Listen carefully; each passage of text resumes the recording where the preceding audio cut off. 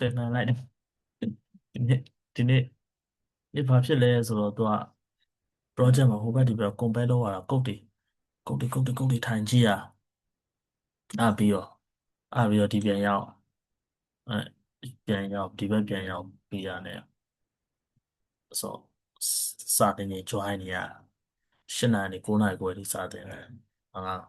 အဲ့ဒါအကူကကျောင်းသွားတက်နေတာတော့ပြန် join 9 နာရီခွဲချက်ချင်းမင်းတို့နဲ့စာဝင်တင်တာအဲ့တော့ကိုတို့ဒီနေ့က array မှာကိုတို့ list အကြောင်းပြောပြlist ပေါ့တခြား programming language တွေမှာတော့သူကတခြား programming language တွေမှာတော့သူကဘာနဲ့Python မှာပေါ့ Python မှာကိုတို့ list အကြောင်းပြောပြမယ်တခြား programming language တွေမှာတော့သူ့ကိုဘာလို့ခေါ်လဲဆိုတော့ array လို့ခေါ်တယ် array ဆိုတဲ့ array array ဆိုပြီးတော့သူက array ဆိုပြီးတော့နာမည်ကြီးရပေါ့ဒီ programming မှာဟိုပေါ့ဒီ Python မှာတော့သူက list ဆိုပြီးတော့ရှိတယ်အဲ့တော့ Java လောက်ခဲ့ဘူးတဲ့လူတွေဆိုလို့ရှိရင်သိတယ်Java မှာဆိုလို့ရှိရင်သူက Java မှာဆိုလို့ရှိရင်သူကဘာရှိလဲဆိုလို့ရှိရင် array ရှိတယ်ပြီးသွားလို့ရှိရင်နောက်ဘာရှိသေးလဲဆိုလို့ရှိရင် array list ဆိုတာရှိတယ်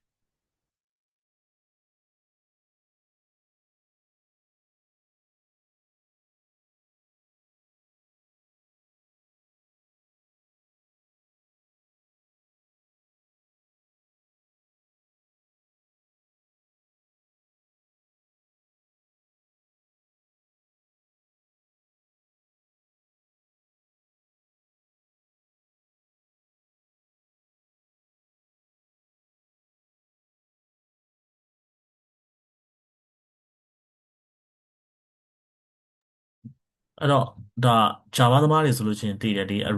array ရှိတယ်ပြီးတော့ array list ရှိတယ်ပေါ့အော်ဒီဒါ concept ကPython မှာတော့သူက list လို့ပဲသုံးတယ်Java software မှာဒါ Java သမားတွေနဲ့ပြောမှာ Java software မှာကျတော့ array ပဲရှိတယ်ဆိုတော့ array list ကတော့မရှိဘူး list တော့ရှိတယ်ဒါပေမဲ့ array list လို့ပြောမရှိဘူးပေါ့ထားပါတော့အဲ့တော့အခုတို့ဒီ list ပေါ့ list ကကြတော့ဒီအခုဒီခုနပြောခဲ့သလိုပဲတခြား programming language တွေမှာဆိုလို့ရှိရင်တော့ array concept နဲ့အတူတူပဲအဲ့တော့ဒီ array concept နဲ့အတူတူပဲဆိုတော့သူကဒီဒီ list ပေါ့ဒီ list ကိုသူကဒီဘက်မှာ programming ဒီ Python မှာကျတော့သူက list လို့ပဲ direct ခေါ်သွားတာပေါ့ array လို့ direct မခေါ် array လို့မခေါ်တော့အဲ့ကိုတို့ဒီဟိုပါပေါ့ computer science ကိုလေ့လာလို့ဆိုရှင်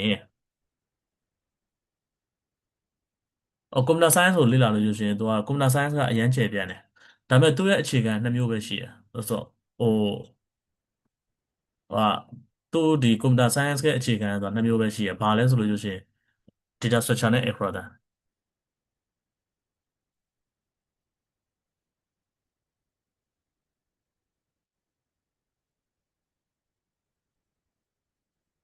ဒါဒါတေချာတေဒါဟိုတေချာလိုက်လို့တဲ့ဒါသူ computer science မှာဆိုလို့ရှိရင်ကိုတို့ဒါ basis ပေါ့မဖြစ်မနေသူအများကြီးရှိတယ်ကွာအများကြီးထဲမှာကိုတို့မဖြစ်မနေ data computer science ဆိုလို့ရှိရင်မဖြစ်မနေလုံးဝသိထားတဲ့အရာနောက်ပြီး data structure နဲ့ algorithm ဆိုပြီးတော့သိထားโอเคအဲ့တော့ဒီ algorithm ဆိုတာကတော့ algorithm ဆိုတာတော့ဒါဟိုကိုတို့က Python basic ပဲသွားနေတာဆိုတော့ကိုတို့အများကြီးမပြောalgorithm ဆိုတာတော့ခဏဖယ်ထားလိုက်ကိုတို့ဒီနေ့စပြီးတော့မိတ်ဆက်မှာ data structure ပေါ့ data structure ဘိုင်းကိုစပြီးမိတ်ဆက်မယ် okay array ကဘာလို့လုပ်လဲပေါ့အရင်တော့ကိုတို့စာတွေသင်ခဲ့တယ် data type တွေသင်ခဲ့တယ် data type တွေဆိုတာဘာလဲဆိုလို့ရှိရင် number တို့ num တော့ data type တွေဆိုတော့ကိုတို့ကဘာလဲဆိုတော့ number ပေါ့ number မှာဆိုလို့ရှိရင်ကိုတို့ဒီ Python မှာတော့ number ဆိုပြီးစုပြောတာပေါ့ဒါပေမဲ့ float တို့ integer တို့ဒီလို boolean ပြီးသွားလို့ရှိရင်ဒီဘက်မှာကိုတို့ true false type တွေဖြစ်တဲ့ boolean တို့ပြီးသွားလို့ရှိရင်ကိုတို့ဟိုစာတွေထည့်တဲ့ string တို့ပေါ့အဓိကဒါတွေသင်ခဲ့တာပေါ့အဲ့တော့အများကြီးတကယ်တော့ data type တွေကအများကြီးရှိတယ်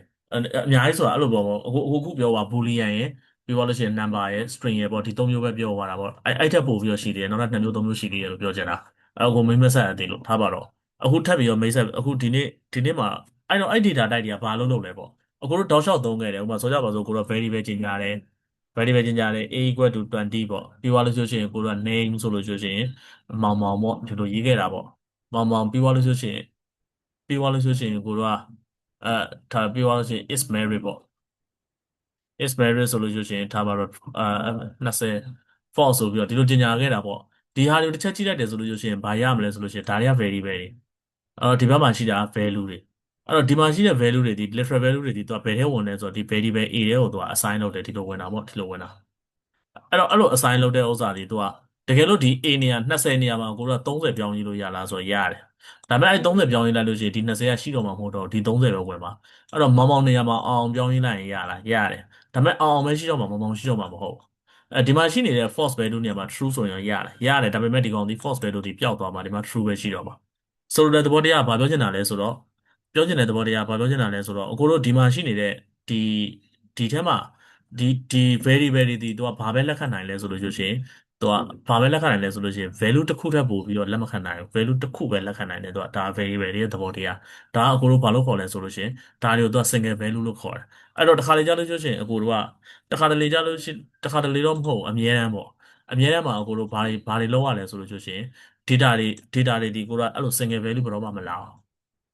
data ရဲ့သဘောတရားအရ single value ကဘယ်တော့မှမလာအောင်။ဘာဆိုကြပါစို့ကိုလူတစ်ယောက်ရဲ့ personal data ကိုသွားသုံးမယ်ဆိုလို့ရှိရင်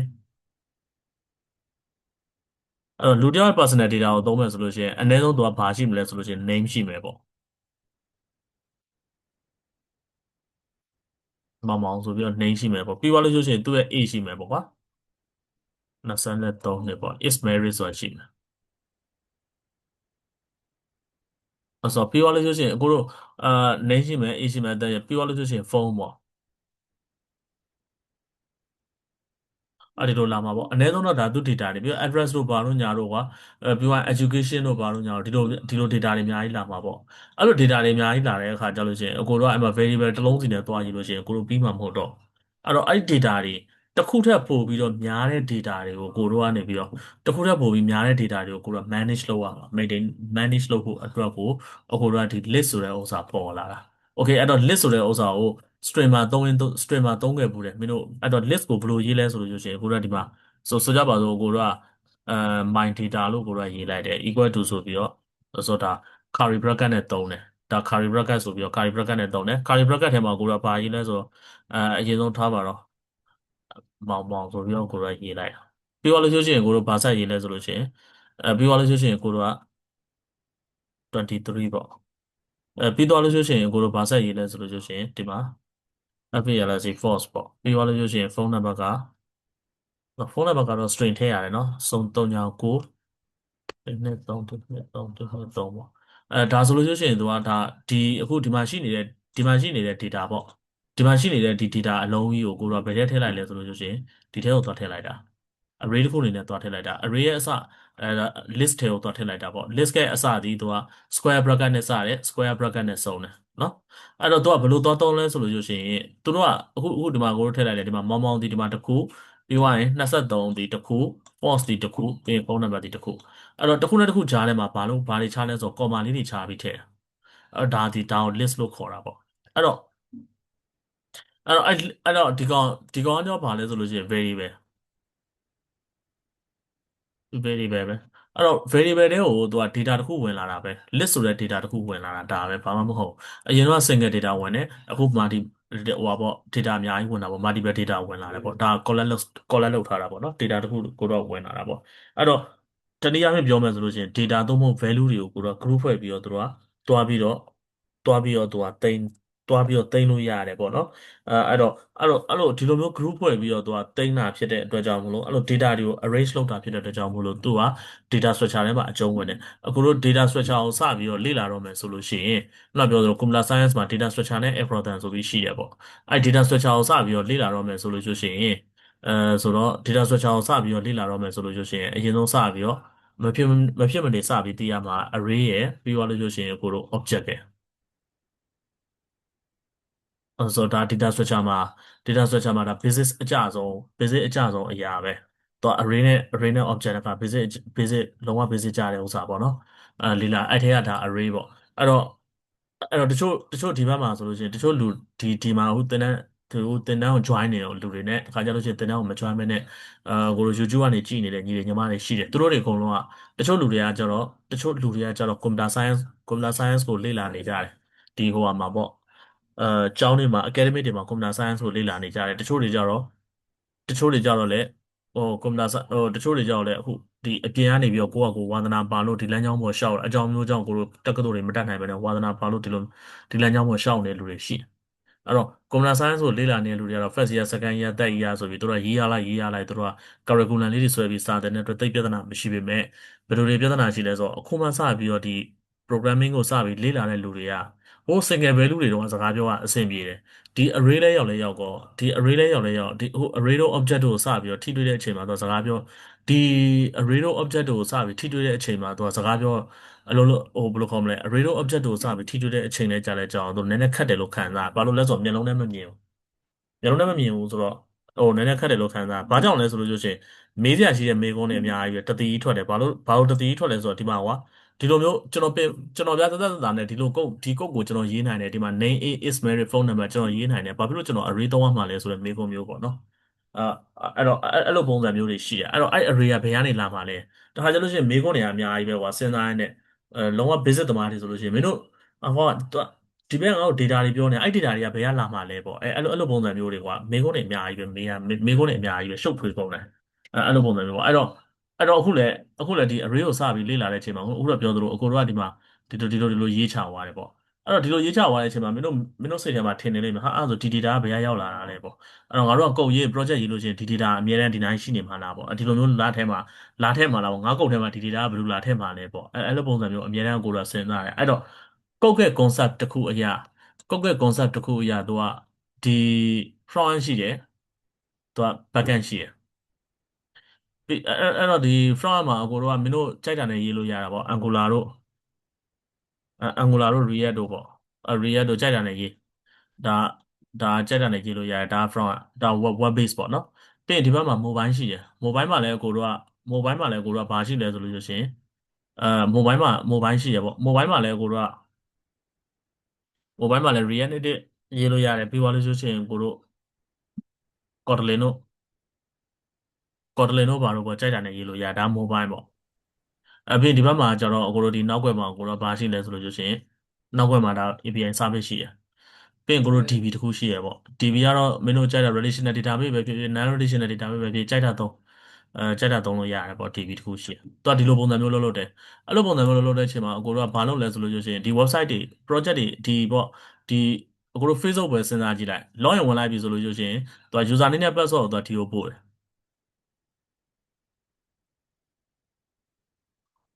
user name password ကိုကိုတို့ကဒီ user name password data ကိုသူကဒီဘက်ကိုပို့လိုက်တယ်ဒီထဲကိုပို့လိုက်တဲ့အချိန်မှာသူကဒီ user name နဲ့ password ကိုသူက generate လုပ်တယ် generate လုပ်ပြီးတော့ဒီဘက်ကိုသူကပြန်ပို့လိုက်တယ်အဲ့ဒါဘာလဲဆိုလို့ရှိရင် personal data ပြန်ပို့လိုက်တာpersonal data ပြန်ပို့လိုက်တာအဲ့တော့အာအဲ့တော့ personal data ပြန်ပို့လိုက်တယ်အဲ့တော့ဒီဘက်ကိုမစဉ်းစားနဲ့ကိုပြောသလိုဒီ personal data ပြန်ပို့လိုက်တယ်မှန်တယ်ဆိုလို့ရှိရင်ပြောတာပေါ့နော် personal data ပြန်ပို့လိုက်တယ်အဲ့တော့ဒီကနေပြီးတော့ဒီ front ကနေပြီးတော့ဒီ back end ကိုလာတဲ့ဥစ္စာကိုသူကဘာလို့ခေါ်လဲဆိုတော့ request လို့ခေါ်တယ် request လို့ခေါ်တယ်အဲ့တော့ဒီ back end ကနေပြီးတော့သူက front ကိုထွက်သွားတဲ့ဥစ္စာကိုသူက response လို့ခေါ်တယ်အဲ့တော့ response လို့ခေါ်တယ်အဲ့တော့ဒီကနေပြီးတော့ဒီကိုထိုးတယ်ပြီးသွားရင်ဒီဘက်ကိုတစ်ခါတက်တယ်ပေါ့အဲ့ဒီဥစ္စာဒီ request တစ်ကြောင်းရှိတယ် request တစ်ခုရှိတယ် response တစ်ခုရှိတယ်အဲ့ဒီဥစ္စာကိုအကိုတို့ကဘာလို့ခေါ်လဲဆိုလို့ရှိရင်အဲ့လိုမျိုးပြည့်စုံတဲ့အရာတစ်ခုပေါ့ဒီအရာတစ်ခုကိုအကိုတို့ကဘာလို့ခေါ်လဲဆိုလို့ရှိရင် request response cycle လို့ခေါ်တယ်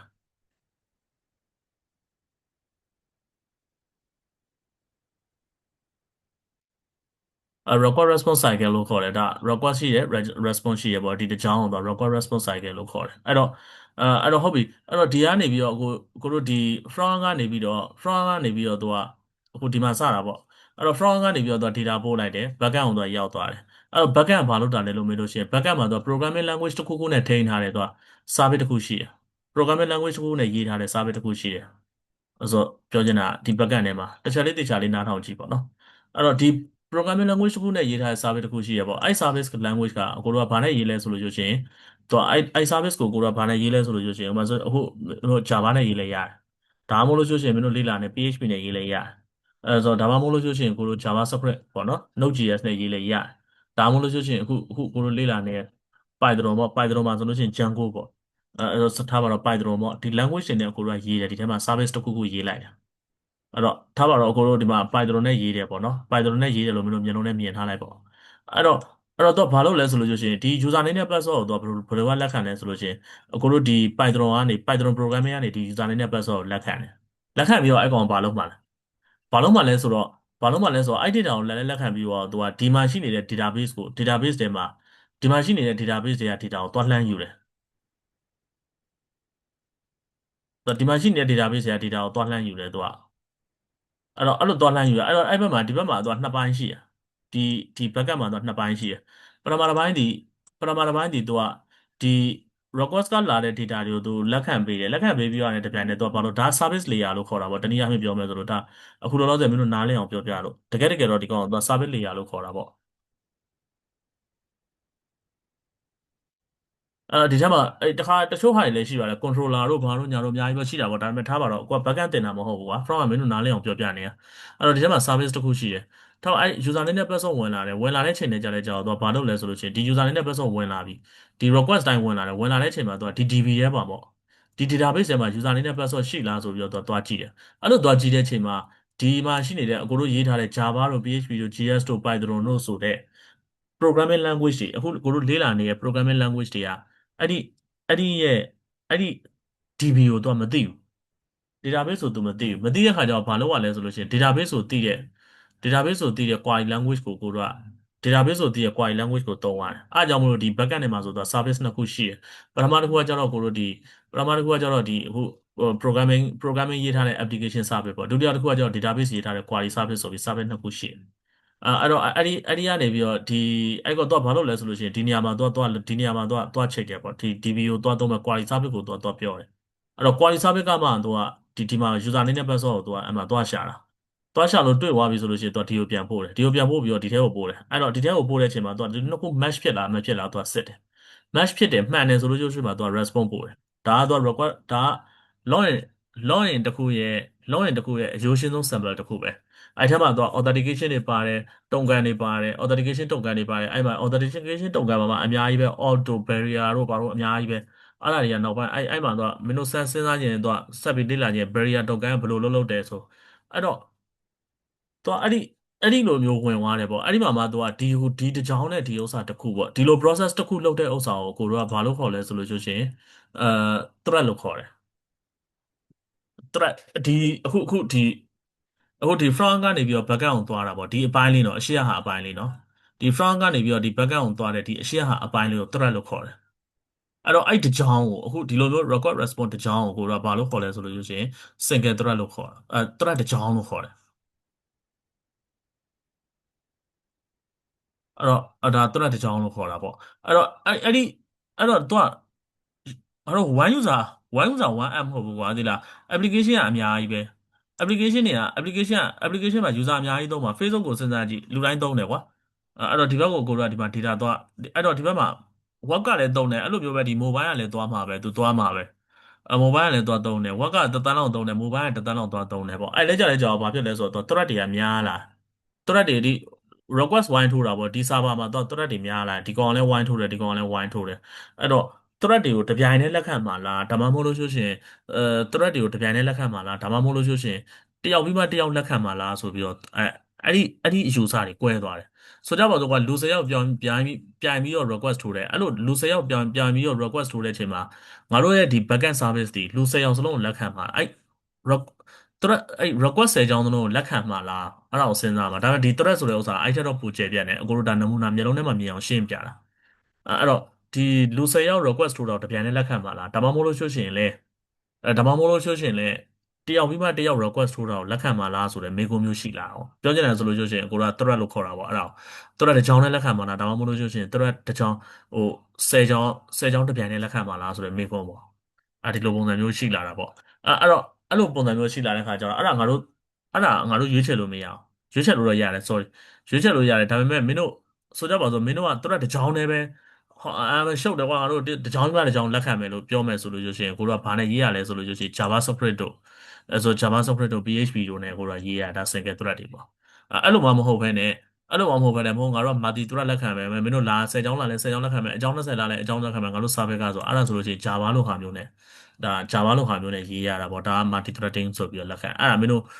းတို့ကြားဘူးလိမ့်မယ် single thread တို့ multi thread တို့ဆိုတာဒါကိုပြောချင်တာအဲ့တော့ဒါ thread ရဲ့သဘောတရားပေါ့အဲ့ဒါဟိုကthread ဆိုတဲ့သဘောတရားဒါကိုပြောချင်တာပေါ့ single thread တို့ multi thread တို့ဆိုတာအဲ့တော့ပေးအခုပြောချင်တာဗာပြောချင်တာလဲဆိုတော့ဒီကောင်က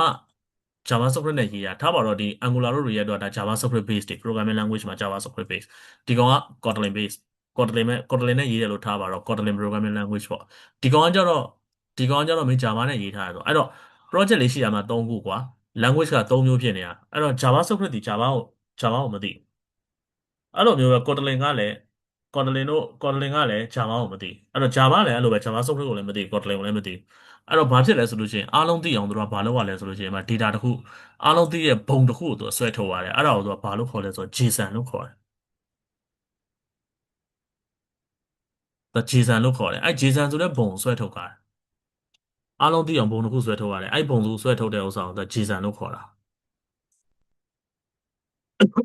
ဟွန်းအဲ့တော့အဲ့ JSON အဲ့တော့ဒါပေမဲ့တော့ဘာသိလဲဆိုလို့ရှိရင် Angular တို့ React တို့ကလည်း JSON ကိုသိတယ်ဒီ Kotlin တို့ React Native တို့ကလည်း JSON ကိုသိတယ်ဒီဒီဥစ္စာတို့ဘာတို့ကလည်းဒီ Java တို့ PHP တို့ဒီ Python တို့ကလည်းဒီ JSON ကိုသိတယ်အဲ့တော့အဲ့ JSON data ကိုသူကအဲ့လို JSON data ကိုသူတို့ကအဲ့လိုသိတယ်ပေါ့အဲ့တော့ JSON data ကိုသိတဲ့အခါကျတော့သူကဘာလုပ်လဲဆိုတော့ဘုံတူညီတဲ့ JSON data နဲ့သူတို့ကအလုပ်လုပ်ကြတယ်ဥပမာဆိုကြပါစို့ user name password ဆိုလို့ရှိရင်မင်းတို့ကတော့အခုတင်ထားတဲ့ user name password ဆိုတဲ့စာသားလေးနဲ့user name password ဆိုတဲ့ဒီဟို variable နှလုံးပို့လိုက်တာမဟုတ်ဘူးဒီ request ကနေပြီးတော့ user name password ဆိုတဲ့ဥစ္စာဒါ JavaScript ကပို့တယ်လို့စဉ်းစားကြည့် user name password ဆိုတဲ့ကိုက JavaScript format နဲ့ JavaScript code ကိုဘာပြောင်းလိုက်လဲဆိုတော့ JSON code ပြောင်းလိုက်တယ် JSON code ပြောင်းပြီးသွားတဲ့အချိန်မှာကိုတို့ကဘာပို့လဲဆိုလို့ရှိရင်ဒီ JSON ဒီလမ်းကြောင်းတစ်လျှောက်လုံးကိုတို့ကဒီကိုပို့လိုက်တယ်အဲ့တော့ JSON ဒီရောက်လာဒီ JSON data ဒီကိုရောက်လာတဲ့အချိန်နဲ့ကြာလဲကြာဘာသွားလုပ်လဲဆိုလို့ရှိရင်ကိုတို့ကအဲ့ JSON data ကို Java သိတဲ့ Java object data ဖြစ်ပြန်ပြောင်းလိုက်တယ် Java data ဖြစ်ပြန်ပြောင်းလိုက်တယ်ပြောင်းလိုက်တော့ Java ကသိသွားတယ်သူ processing လုပ်တယ် processing လုပ်လဲလုပ်ပြီးတော့ဟိုဘက်ကိုပြန်ပို့ရတော့မှာဟိုဘက်ပြန်ပို့တဲ့ခါကျတော့သူဘာသွားလုပ်လဲဆိုလို့ရှိရင်ဒီကောင်ကတော့ JSON code ပြန်ပြောင်းတယ်ပြန်ပြောင်းပြီးဒီကနေတစ်စင်တန်းတန်းတန်းနဲ့ပို့ချလိုက်တယ်ဟိုဘက်ရောက်သွားတယ်ဟိုရောက်သွားတော့လဲသူကဘာလဲ JSON ပဲလက်ခံတာရလာတဲ့ JSON ကိုသူက JavaScript ကသူနားလည်တဲ့သူ JavaScript object တွေအနေနဲ့သူက data ပြန်ပြောင်းလိုက်တယ်အဲ့လိုပြန်ပြောင်းလိုက်တယ်ဟိုဘက် request response ကိုအဲ့လိုပုံစံမျိုးသွားတယ်ပေါ့အဲ့ဒီသွားတဲ့လမ်းကြောင်းကိုကိုကဘာလို့ခေါ်လဲဆိုတော့ API လို့ခေါ်တာAPI နဲ့တစ်စင် data ပို့တယ် API လက်ခံတယ်ဆိုတာဒါကိုပြောတာအဲ့တော့ junior developer တယောက်အနေနဲ့ကတော့အနည်းဆုံးတော့ဘာကိုသိရမလဲဆိုတော့ data handling လုပ်နိုင်ရမယ်ပေါ့ API ကင်နိုင်ရမယ်ဒါဆိုလို့ရှိရင်ကိုကဒါဆိုလို့ရှိရင်ကိုတို့ junior level မှာအလုပ်ကောင်းကောင်းရှောက်လို့ရပြီလို့ပြောလို့ရပါဘူးအခုတော့မပြောတတ်ဘူး AI နေပေါ်လာတော့အခုတို့ခေတ်ကတော့အဲ့လိုသတ်မှတ်တယ်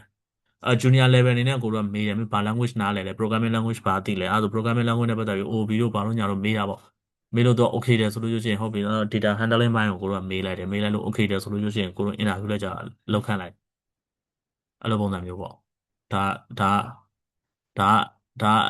ါဒါကတော့ဒါကတော့ကိုတို့ခေတ်မှာပြောတယ်အခုနောက်ပိုင်း AI ပေါ်လာတဲ့အချိန်မှာတော့ဒီထက်ပိုပြီးတော့ require တောင်းလာတော့မသိဘူးမပြောတတ်ဘူးအဲ့တော့ data ဘယ်ရရလဲဆိုတဲ့ကိစ္စကိုပြောပြတာအဲ့တော့ data တွေဒီခုနပြောခဲ့သလိုပဲ data တွေဒီဝင်လာသမျှ data ကိုအဲ့လိုပုံစံမျိုးအလုပ်လုပ်တာပေါ့အဲ့တော့ဒီကိုပြန်ပို့တဲ့ data ပေါ့ဒီကနေပြီးတော့ request ပါဒီကို response ပြန်ပို့တယ်အဲ့လို data user name password မဟုတ်ဘူးကိုတို့ဒီ personal data ပို့ရမှာခုနပြောတယ်မလားသူက personal data ကိုသူကချက်ချင်းပို့တော့မှာတုံကန်တို့ဘာလို့ ਨੇ ချက်ချင်းပို့လိုက်တော့မှာအဲ့ personal data ဟိုလည်းရောက်လည်းရောက်ကော front ဘက်လည်းရောက်လည်းရောက်ကောသူကဘာဖြစ်လဲဆိုတော့အဲ့ data ကိုသူကဖြည့်ချပြီးတော့သူက profile image လေးကဘယ်လိုမျိုးအဲ့လိုပုံစံမျိုးကအများကြီးကိုတော့သူကရှောက်ပြရတာပေါ့သူ line လောက်ထားတဲ့ page တွေကပါပေါ့ Facebook ကိုမြင်ကြည့်လိုက်အဲ့ data တွေအကုန်လုံးဒီသူက initial ပေါ့ဟို password အောင်သွားပြီဆိုလို့ရှိရင် initial response မှာသူကအကုန်ပါသွားတယ်အဲ့ data တွေအကုန်လုံးပါပြီးတော့ဟိုဘက်မှာသူက data ကို rendering ချပြီးတော့သူကပြန်ပြတာအကုန်လုံးမြင်ရတယ်မျက်စိပြတာဖြစ်တဲ့ Facebook ကြီးပေါ်လာတယ်ပေါ့ YouTube လည်းဒီလိုပဲဒါ Facebook ကလူတိုင်းကြည့်နေတော့နမူနာအနေနဲ့ပြောပြတာအဲ့တော့အဲ့လိုမျိုး data တွေကိုတော့အလုံးလိုက်ရင်းလိုက်ပို့ရတာအဲ့လိုအလုံးလိုက်ရင်းလိုက် data ပို့ဖို့အတွက်အခု array တို့ object တို့ကမသိလို့မရဘူးလို့ပြောပြတာအဲ့တော့ဒီ programming ဒီဘက်မှာတော့ကိုတို့ကဒီမှာတော့ကိုတို့က array မဟုတ်ဘူးပေါ့နော် list လို့ကိုတို့ကသုံးတယ်ပေါ့ဒါကိုပြောချင်တာ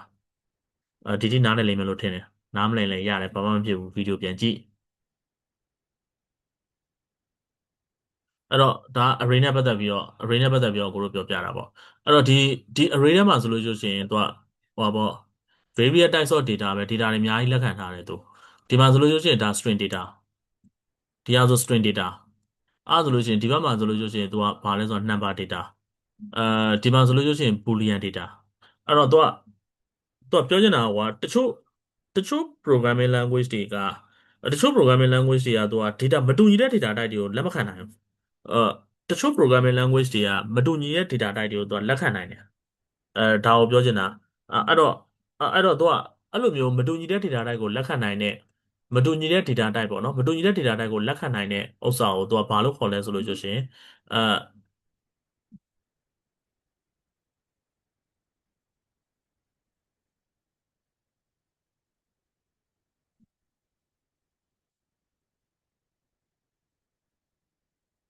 သူက HTERO လားမသိဘူးဟိုဟာ TERO လား TRO လားမသိဘူး heterogeneous လို့ခေါ်တယ်သူက heterogeneous ဆိုတာကသူကမတူညီတဲ့ data type တွေကိုလက်ခံနိုင်တယ်လို့ပြောတာဘာဖြစ်လို့အင်္ဂလိပ်စကားလုံးလေးတွေခေါ်ပြီးပြောနေလဲဆိုတော့နားယူဝသွားစေချင်လို့အဲ့တော့သူကမေးတတ်တယ် interview question တွေကြားလို့ရှိရင် heterogeneous ဆိုတာဘာလဲပေါ့အဲ့လိုပုံစံမျိုးလေးတွေသူတို့ကမေးတတ်တယ်မေးတဲ့ခါကျတော့ကိုရီရွှေမြန်မာတွေကငကိုတွေကအင်္ဂလိပ်စာအားနေတဲ့ခါကျတော့သူတို့ပြောလိုက်တယ်နားမလည်ဘူးအဲ့လိုပုံစံမျိုးပေါ့ဂျပန်မှာဂျပန်နဲ့ interview တော့သူကအဲ့လိုမေးတယ်ဒါပေမဲ့ပြဿနာက तू ကကိုရီသိထားတာ JavaScript jQuery လို့သိထားတာ तू က jQuery ဆိုတော့ तू ဘာပြောနေလဲမသိဘူးပေါ့နော်ဒီ programming language ကိုသိလား तू အဲ့လိုပေါ့ JavaScript နဲ့လေးနဲ့တွဲထားတာလေဘာလဲပေါ့နော်မေးလိုက်တော့ jQuery ဆိုတော့ तू ကမဖြေရဘူးလေဖြေလည်းမဖြေရဘူးမဖြေရဘူးဆိုတော့မသိဘူးလို့ပဲညင်လိုက်တာပေါ့ဘယ်ဟိုမှာတော့မှ jQuery ပေါ့အဲ့လိုမျိုးလဲကြုံဘူးတယ်တချို့ဆိုလို့ရှိရင်အတန်တော့အရန်ဆိုးတာပေါ့ဆိုတော့ iPhone တွေဆိုလို့ရှိရင်ဖိလစ်ပိုင်ဆိုလို့ရှိရင်စကားပြောတော့ Google ကိုဂလုဂလုတဲ့ဘာပြောလိုက်တာလဲမသိဘူးပေါ့နော်ဆိုတော့တကယ်နောက်တာမဟုတ်ဘူးအဲ့ဒါဟာသားမဟုတ်ဘူးတကယ်ဂလုဂလုတဲ့သူဘာပြောလိုက်တာလဲမသိဘူးပေါ့နော်နောက်တော့မှသူလည်းစိတ်တည်ဆိုးနေတာတိတာနောက်တော့မှသူစာရေးပြစာရော Google အဲ့လိုပုံစံမျိုးပေါ့အဲ့ဒါဆိုလို့ရှိရင်ဒါသူက heterogeneous ကကြတော့ခုနပြောသလိုပဲဒီ data အကုန်လုံးကိုသူကစုပြီးတော့ collect လုပ်ထားတာဒါကို heterogeneous လို့ခေါ်တယ်ဒါ list နဲ့ပတ်သက်ပြီးတော့ဒါပြောစရာဒါပဲရှိတယ်ဘာမှထွေထူးမရှိဘူးအဲ့တော့တခုသူတို့ကဘယ်လိုလုပ်လို့လဲဆိုတော့သူကဥပမာဆိုကြပါစို့ဒီမှာဒီကောင်ကို copy ယူလိုက်အောင်မှခဏလေးပြရန်ရှုပ်နေတယ်ဒီအောက်မှာစစ်ပြအဲ့တော့သူတို့ကအကိုတို့ကဒီမှာပြောအကိုတို့ကဒီမှာပြောခဲ့တာပေါ့ဒီမှာဒီ data ကိုချက်ကြည့်မယ်အဲ့တော့ဒီနှစ်ခုကိုနှိုင်းယှဉ်ကြည့်မယ်ဒီနှစ်ခုနှိုင်းယှဉ်ကြည့်မယ်ဆိုတော့ဒီကောင်ကဘယ်လိုလုပ်လို့လဲဆိုလို့ရှိရင် name ပေါ့သူက memory ထဲမှာဘယ်လိုလုပ်လို့လဲဆိုလို့ရှိရင် name ဆိုတာရှိရပြီးသွားလို့ရှိရင်သူကဒါဒီဒီမှာကွာဒီ name ဆိုတဲ့ variable ပေါ့ name ဆိုတဲ့ variable ဒီမောင်မောင်ဆိုတဲ့ data ပေါ့မောင်မောင်ဆိုတဲ့ data ပေါ့ဒီမောင်မောင်ဆိုတဲ့ data ကိုသူကဘာသွားလုပ်လဲဆိုလို့ရှိရင်ဒီ variable ကဒီဟော reference သွားလုပ်တာဒါမောင်မောင်ဆိုတဲ့ string object ပေါ့ဒီ string object ကိုသူက reference သွားလုပ်တာဒီ name ဆိုတဲ့ variable ဒီ my data ကကြတော့ my data ကကြတော့သူကဘယ်လိုလဲဆိုလို့ရှိရင်သူကဒီ array ကိုsorry ဒီ list ကိုသူက reference လုပ်ထားတာဒီ list ကို reference လုပ်ထားတာဆိုတဲ့သဘောတရားဒီကောင်တွေကို reference လုပ်ထားတာမဟုတ်ဘူးဒီ list ကိုသူကသုံးထားတာဒီ list ကို reference လုပ်ထားတာလို့ပြောချင်တာကွာအဲဆိုဒီဒီမောင်မောင်တို့ဒီ123တို့ false တို့တော့ကင်ထားတာမဟုတ်ဘူးတခုလည်းကင်ထားတာမဟုတ်ဘူးဒီ list ဆိုတဲ့သဘောတရားဒီကောင် reference လုပ်ထားတာပေါ့အဲ့တော့မှဒီကောင်တွေအဲ့ထဲမှာမှဒီအဲ့ list ထဲမှာဒီကောင်တွေကရှောက်ဝင်လာတာဒါတွေကဒီကောင်ဆို string object ပေါ့ဒီကောင်ဆိုလို့ရှိရင်သူက number object ပေါ့ဒီကောင်ဆိုလို့ရှိရင်သူက boolean type object ပေါ့အဲ့လိုပုံစံမျိုးဝင်လာတာဒီဘက်ဆိုလို့ရှိရင် string object ပေါ့သူကအဲ့လိုပုံစံမျိုးတော့ဝင်လာတာပေါ့တစ်ခုတစ်ခုအဲ့လိုဝင်လာတာဖြစ်တဲ့အတွက်ကြောင့်မို့လို့သူက data ဘာလို့ပေးနိုင်လဲဆိုလို့ရှိရင် data ထပ်လို့ရတယ် duplicate လုပ်လို့ရတယ် data ကို သူ duplicate လုပ်လို့ရတယ် data ကိုပြောချင်တာကဒီထဲမှာသူက23လို့ပြောတယ်ပေါ့23လို့ပြောသလိုပဲဒီဘက်မှာနောက်ထပ်တစ်ခုထပ်ထည့်လို့ရအောင်ဥပမာဆိုကြပါစို့ဖုန်းနံပါတ်ကရုံးဖုန်းရယ် personal ဖုန်းရယ်နှစ်ခုရှိရလို့စဉ်းစားကြည့်လိုက်ရုံးဖုန်းကလည်း3991345689 personal ဖုန်းကလည်း3991345689အတူတူပဲပေါ့39ဟိုမှာ123 123 123ပေါ့ဒါအတူတူပဲလို့သူကမြင်ကြည့်လိုက်ဒါဆိုလို့ရှိရင်ဒီ data နှစ်ခုကွာအဲ့တော့ဒီ list ထဲမှာ data ကသူကထပ်သွားပြီဒီလား အဲ့ထက်တာကိုသူလက်ခံပေးတယ်လို့ပြောချင်တာတော့ဘာကြောင့်လို့ထက်တာကိုလက်ခံပေးနိုင်လဲဆိုတော့သူတို့ဒီ object တစ်ခုချင်းစီကိုသူကလာပြီးဒီထဲကိုထည့်ထားတာဖြစ်တဲ့အတွက်ကြောင့်မလို့သူတို့အဲ့လို data ထည့်တာကိုလက်ခံပေးတယ်အဲ့လိုဟာမျိုးကိုတော့ဘာလို့ခေါ်လဲဆိုတော့ data mutate အဲ့လိုဟာမျိုးကိုတော့ဘာလို့ခေါ်လဲဆိုလို့ရှိရင် data mutation လုပ်လို့ရတယ်လို့ပြောချင်တယ်ဟော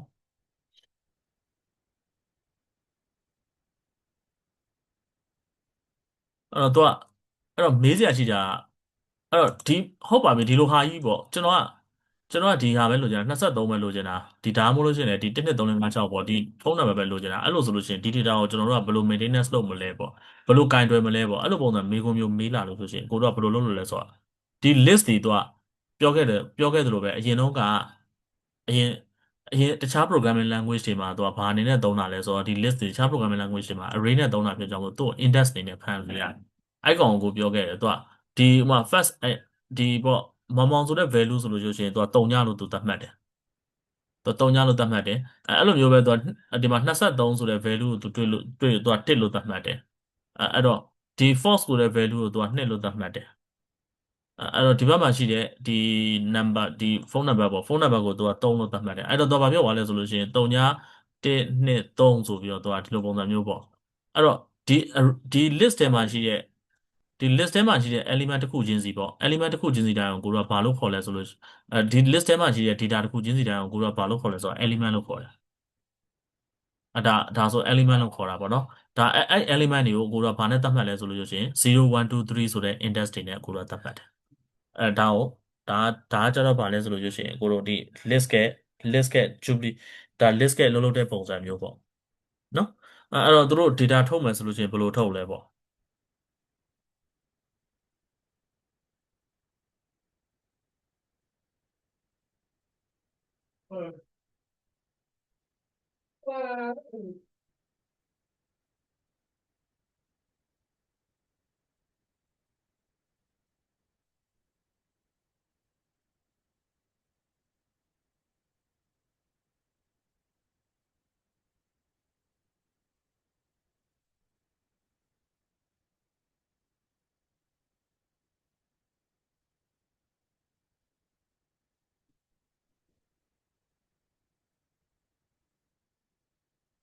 ခဏလေးနော်အကိုဟိုကပိုင်ချမ်းဖွင့်နေလို့ ဟိုကတစ်ချိန်နဲ့ပဲဖြတ်လိုက်မယ်နော်အကို server deploy လုပ်ဆရာရှိလို့ project နည်းနည်းကျန်နေလို့ဟိုကမနေ့ဟိုကတပတ်ခါကြာမှာပဲဗုဒ္ဓဟူးနေ့ကြာမှာပဲကိုနှစ်ချိန်ခေါ်မယ်နော်